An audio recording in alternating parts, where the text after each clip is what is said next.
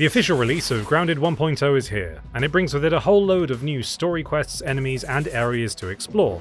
One of those areas, the main area, is the upper yard and the attached shed, and there are a few different ways to get there.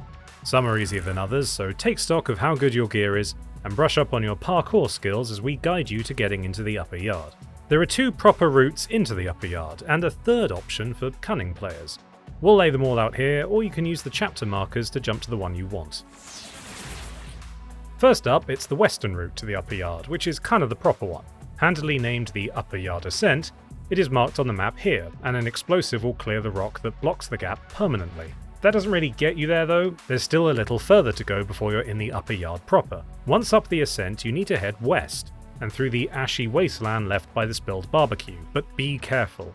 This area is full of prowling wolf spiders, 2 at least, not to mention the leftover coals create a heat effect that can damage you.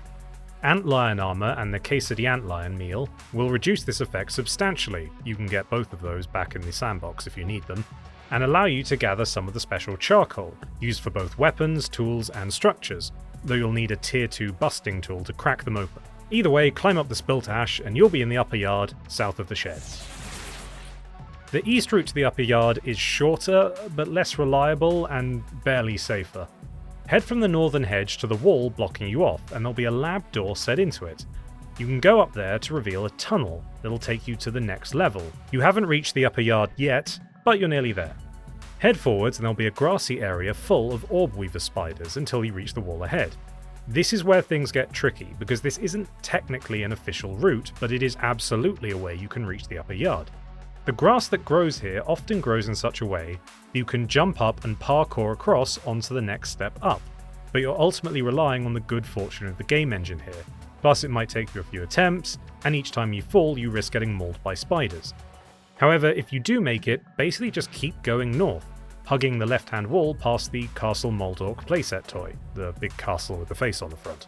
You're technically in the upper yard already, so be careful. This is a dangerous area and there's going to be tiger mosquitoes, ticks, and even a prowling black widow and her spiderlings around if you go under the rocks near the garden fence. This is one of those no right answer situations, as if you're building your own path, you can basically do it anywhere.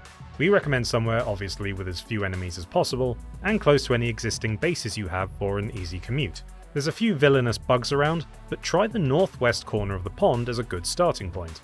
You'll need grass and materials to build, so you can't really go too remote, but it's a good option.